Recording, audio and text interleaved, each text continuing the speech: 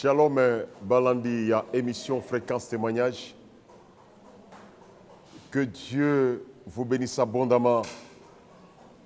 C'est une émission du centre du réveil spirituel.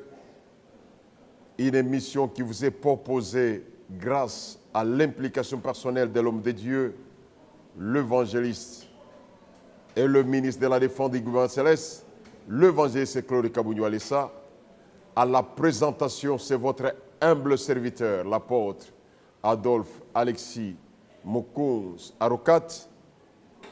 Namokolomwalelo, nous vous présentons un témoignage époustouflant, un témoignage étonnant. La Bible nous dit, dans Jean 3,16, la Bible dit que Dieu a tant aimé le monde, il a donné son Fils unique afin que quiconque croise en lui ne périsse point, mais qu'il ait la vie. Bien-aimé, ceux qui osent en Yesu, Satan va t'exploiter, Satan va t'utiliser et Satan va se moquer de toi. À cause jouer na yo, à cause salo inyo swalingi. Na témoignage de Zolanda, vous allez comprendre comment ce que l'homme peut souffrir sous les jours de Satan. Et ça témoignage, dans les témoignages, c'est une sœur qui vient de Suisse, a témoigné oyo Nzambe asali na kati ya libana mobali na ya kemba kimingi ba pasoli moto lokola ba pasola kalika yabo ba kati biloko na kati na ye. Mais malgré ce qui s'était passé, la maladie n'était pas terminée.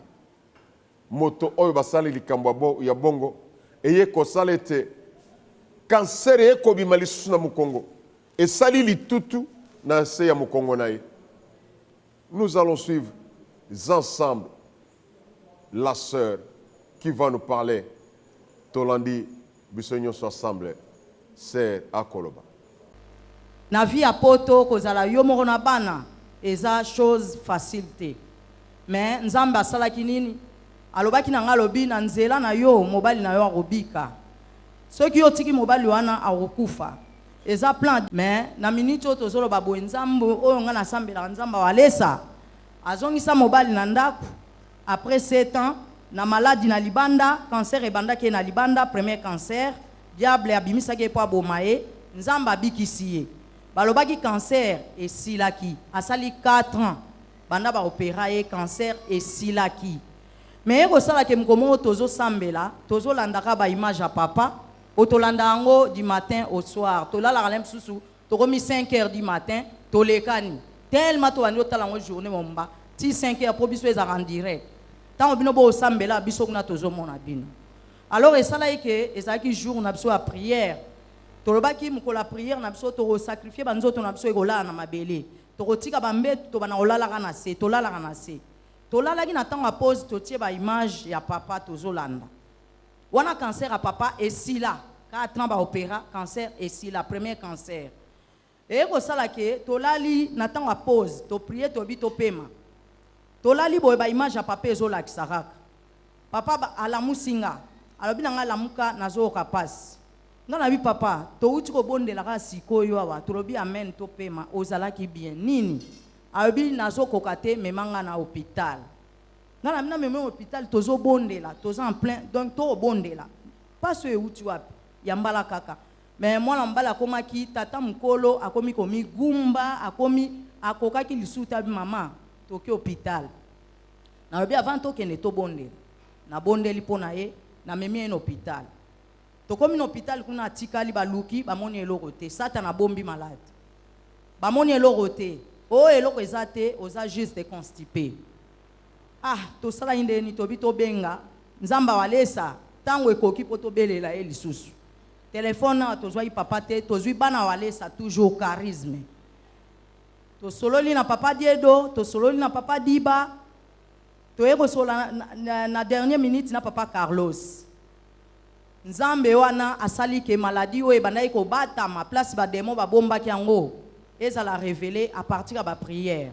O esalamaki ya moto poto bana obonde na bango na ba téléphone batika ki bisote esali ke ba eko découvrir que cancer mususu ebimi place mususu balobi eza na 3 têtes deux têtes eza na kati ya libumu tête moko ebimi avant ba mona tête wana ngala mona bouton e bandaka bouton moke okanza piqûre ya insecte e bandi ko vimba ekomi lokwa musuni ezoya papa ebimaki libanda munene ebimi libanda ebimi libanda ezovimba bolali bolamuki emati okanza pata mikate ezomata bolali bolamuki azoyebisanga nazomona te na nsima vraiment okanza musuni na mkongo ya mutu azoyeba kanganga foto namonaka mpo nazomona te na nsima so nakangi foto na lakise me nabi kobanga te ezala na kondima alobi normalement efaye nakende Kinshasa epai ya papa walesa soki mbongo ezalaki nga nayebisi ye nzambe na biso aza nzambe baposibilité nyonso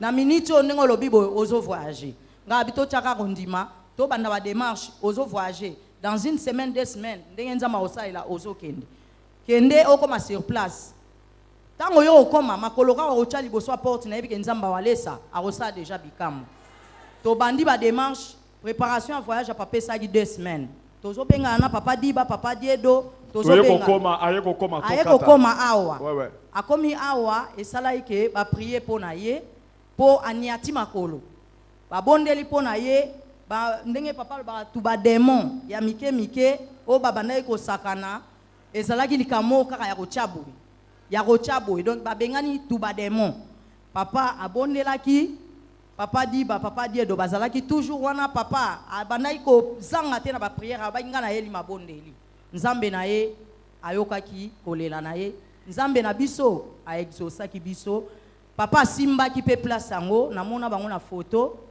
akendaki pa papa atiaki kaka loboko na nsima ndenge atiaki loboko nzoko abandaki kobondela azosala opération ndenge aopéraka toujours na silence loboko alobi na nga ozomona loboko ya papa na mkongo na nga abiwi na moi loboko abi donc ti ndenge atiaki loboko wana azoloba maloba na cc donc ezalaki opération abandaki kosala donc eye kosala ke papa jour oyo papa atiaki loboko na bouton wana ntango azongaki na hotel place abandaki kolala amoni makila ebele ebimi etache chemise nyonso na nsima alobi oyo nazomona eza nini oyo miracle nzambe awalesa asali bikamwa donc opération esalamaki bongo nzambe asalaki opération wana mpo bamédecin bapesaki edate babi kende Suisse akende Kinshasa mpo ayebisa bango nazovoyage fale baopere batya na date mais ayebisi bango nazokende Afrique bayebisi kende ntango okozonga tokotya date ya opération donc bapasola ye lisusu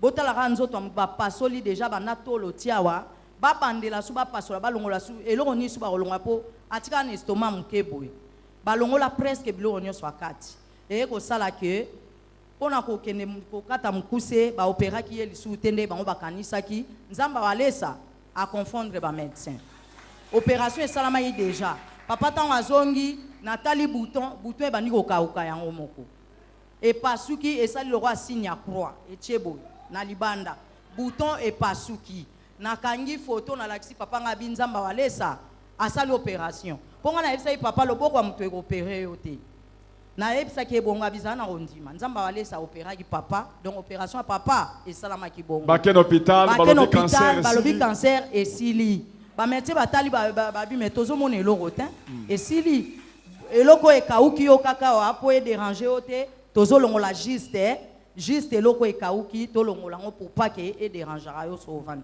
donc basalaki juste geste wana koenleve eloko wana ezalaki déjà ya kokufa donc nakumisi nzambe ya papa na oye koyawa yo moko mpona koconfirme nga na ye koya mpona kosilisa yango na biso na bandi koraconte bamerveille ya nzambe awalesa tokokoma ti butu Tolandi Malobana sœur. Qu'est-ce qui s'est passé avec son mari? Mais Salami était tango mosali na nzambe.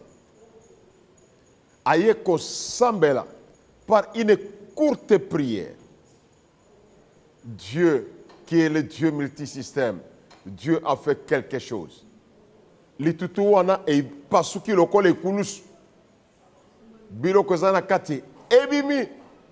Et la guérison est arrivée. Vous comprenez que l'homme se retrouve en Suisse. Siège mondial, il y a médecine, ça retrouve en Suisse. Mais quand les Suisses ont échoué, le Dieu de Walesa a opéré. Mais ce qui s'étonne dans ce témoignage, et que témoignage est salami kaka mobali est mon côté. Mais c'est un témoignage dans les témoignages, parce que quand tu opères, la Bible nous montre tout simplement que les bénédictions de l'Éternel enrichis et ne sont pas accompagnés de chagrin. Les pamboli qui étaient les pesseurs, c'est la belle kamakas. Yepe ba kata kata babilo. Ma cause de Dieu, la sœur a été sauvée. Tolandi peut témoigner à sœur. Ngai banana kende Suisse bandeko. Nzoto langa ekomaki bademo bakomisaki yango eloko kosakanela. 8 fois na passé na maboko ya médecin opération. Ba opéranga 8 fois depuis na kende na Suisse. Ngape ba longola babiloko bakoka ko longola. Donc ba longola ngatinde na viva bona viva na ndamba biloko. Donc nzambe oyo asala ike ayeba ike lelo ngana bino to kokutana alinga ite na kufa. Opération et puis nzoto langa nyonso yaki touché. Na minu nanga ezaki touché. Ba koma iko longola ngana minu. Donc ali ana ba minu mususu ba longola. Ba touchaki ba gencive. Na ko olia même li papamba. Na koma iloko mwana muke. Nazo ko marcher li pa malamu te. Na bana ko lala te, na bana ofana na kiti. Ba pongi na ngezaki ya kovanda. Nzoto na ngani nyonso ba pota ba déchirer partout na maboko. Donc pona ozonga mwa muke sima, malade ya papa sala ika perdre musala. Papa musala ebebaki. E ko sala ke ngam na bana osala, ba tenga ba pota ba déchirer na maboko nyonso. Na kati na nga okanisa ba pota ba pakola pilipili. Moyen na sala na utiliser maboko ezate. Même misala ndako na koka kosala te. Na kwa rotombola donc 2 kilos limite. So na tomboli yango pe fona changer loboko mususu. Donc tie ko sala ke pasi elekaki ba eko longolanga musala po maboko yango esalaka ba attaquer maboko. Tina kingo mapeka na yaki ba pota na koti ba scanner na ba scanner. Bazo mona ka ba pota partout na kati nzoto na nga. Donc okanta ba katinga misuni boy ba kati yango. Bazo madame tozo mona ba pota partout. Ozan ba pota partout. Donc Satan a masala qui ponga pe na perdre musala et ako sala ke na perda ipe musala. Donc ngala papa to vandi na ndako. Basuka ki na minute batusha ngai misunde papa lobi manette. Na za ba linette wa ba linette na nga oyo. Ba linette na nga oyo na yaki nango pona batu ba mona nga premier jour na nga délivrance. Eza 3 en 1. Donc eza makamisa to na linette moko. Eza a vue, eza a lecture, eza lunette à soleil. So na lata on a bimi libanda ba vitre comme mwindo pour protéger nga misu. Lunette on na lata ki yango jour asuka oyo na passai première délivrance. Na ba inde na zo kende boye. Lunette ozonga na misu na ngate. Na zalaki na korota la te lumière so ebimi fona kanga ma place à molili. Misu na ngana bana ko fungola ngote. Nazalaki na lisu à gauche mte bana obanda e bana obima libanda e bana oya. Donc soke bandi pression mon asimo kanza bazo changa tournevis.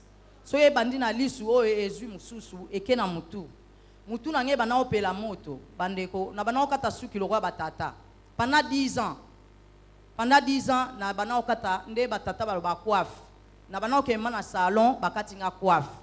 Donc place batata bakata suki ngana bana oke na kota ba mama te kokata suki nanga et pas batata pona ko supporter suki na mutu nanga te. So na tielo na mutu fona longola na ke na sopima ya pio moto na komi lokwa na inazwa liboma. Moto ezopelanga na mutu. Na loba inde na zo kende boye. Mwana nanga aza pe coiffeuse nzamba pesa e ba don ba talent ba nini ebele a sala suki makasi. Na ebse ozo salela nga ba perruque po sala na ba perruque. Na be ozo salela nga ba perruque na oke na ngwe pa nzamba walesa. Bomo na nga na ba image nazola ta ba perruque na ko supporter loko longtemps te na mutu na nga suki na nga lokwa ya batata pendant 10 ans na viva bongo pendant 10 ans na lobaki nazo défier au Satan nazo ke pa nzamba walesa na kolata perruque wana na yaki nango na bina kolata ngo e na kovanda nango kuna na séjour na nga bana na nga ba komona ngo tina o yebsa papa nazola ta perruque awo yebsa bana bazondima te ba linette elongwaka so na ina mata na mbetu na lala na ngoboye na mutu ambetu le na okotsa na okitsaka likolo boye na cheba linette so na libosana ki yango fo balanda mbangu na papa na bana obosani ba linette po bayebi ka après na osouffrir donc 5 minutes c'est trop na komi okansana ina bela liboma na kende 3 fois na hôpital ya aveugle ba luka maladie ba mona maladie te ba médecin bazokamwa ba bi misu na yo e kauka na modèle moko elekela médecin. Donc nande nazo ba nzoto na mombe aki touché na lobi suki minu misu ba genou arthrose.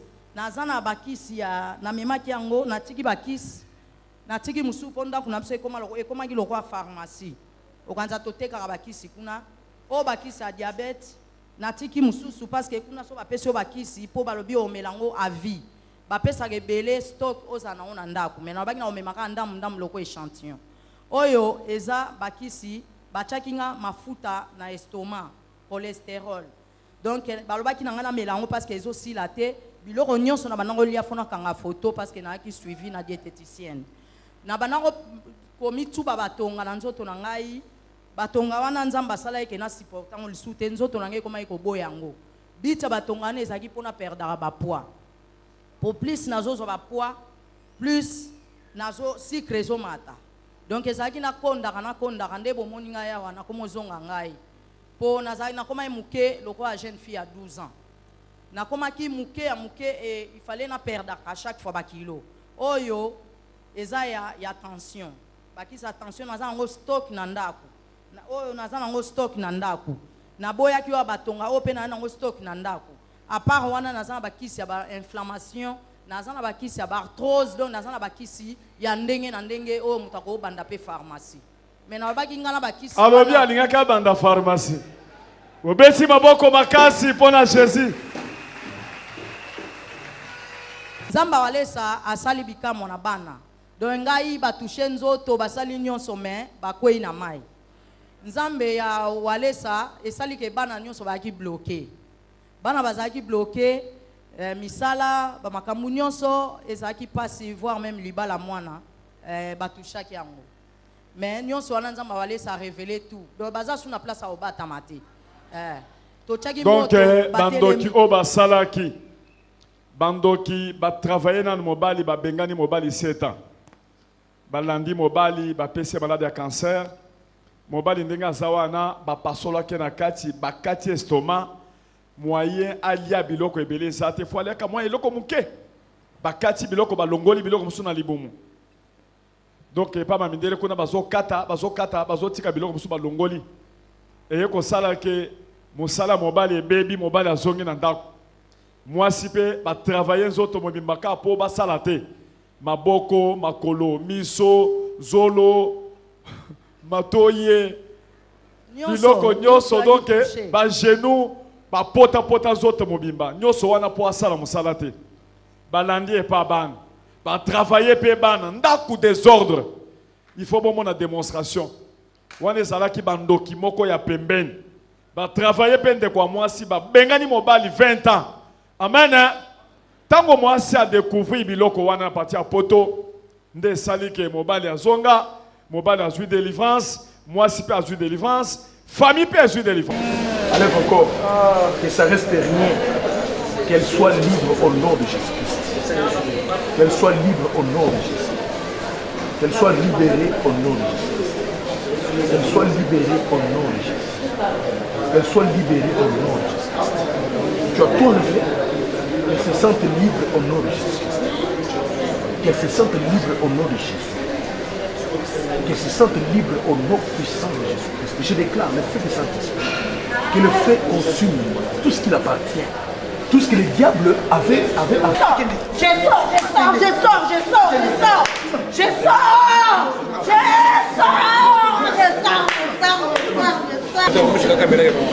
Aussi, mon ami. Où tu vas? Hein?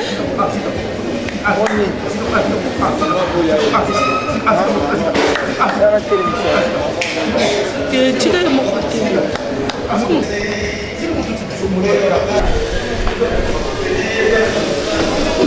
Obesi maboko makasi pona Jésus. Non seulement que la sœur a été guérie, mais l'imotanaye. Les témoignages dans les témoignages. Yango naïb sakabiro était délivrance et son adresse. Ce qu'on découvrir bisika ya délivrance, retenez que tu vas vivre la délivrance totale. Mais si tu ne découvres pas bisika délivrance, on peut te poser même les pieds. Il n'y aura absolument rien. Sa sœur aussi se retrouve dans un schéma d'abandon. Mobali abandonna ya kenda poto depuis longtemps. Combien d'années moutou abandonna moi sina qui n'a beau sana. Ma cause de la prière. Tango sera nyati matambe. Ndenge na lobaka. Na laboratoire spirituel. Toba de moi miki ona ba ngani yango. Les maris se retrouvent le matin à Télémalbi gérante. Peut-être ils ont souffert comme c'est on a talanano. Babandonna yo pas mobali. Akenda poto azo fande longo na yote.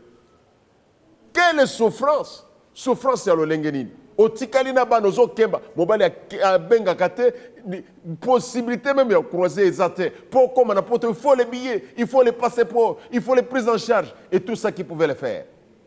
Mais le Dieu du ciel, le Dieu du sang du réveil était capable de renverser la situation dans un peu de temps.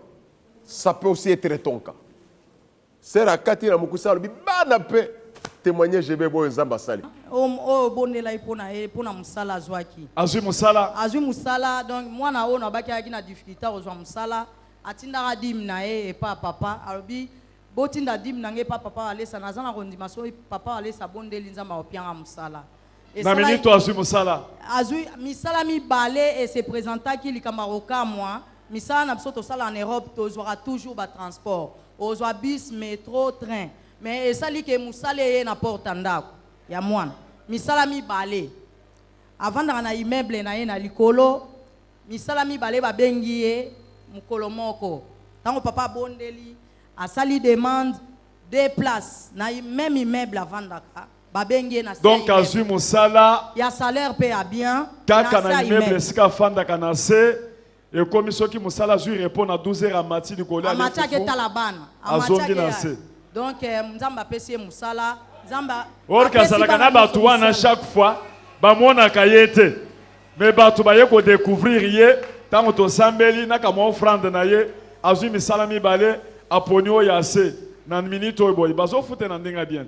Bazo fute na nenga na yaki na dim na ye ona pesa ki na koma dim. Mais oti na mususu.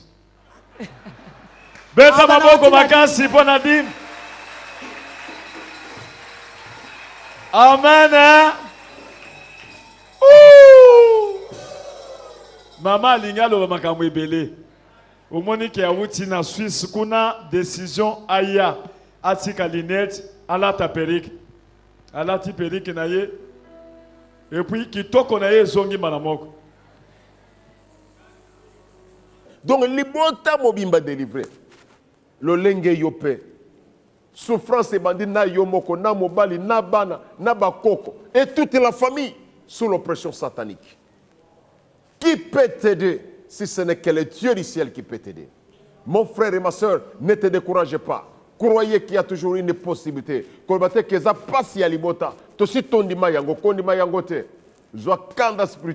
Nous allons prier maintenant et Dieu va faire quelque chose. La sœur s'est retrouvée dans cette situation. Elle-même est malade, les maris malades, les enfants, ça ne marchait pas. Sa famille dans le désarroi.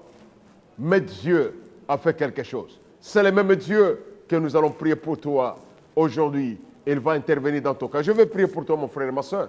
Toi qui s'est retrouvé dans les mêmes cas, et nous croyons, nous avons la foi que Dieu va faire quelque chose. Le Dieu du ciel, l'alpha et l'oméga, le même Dieu qui n'a jamais changé.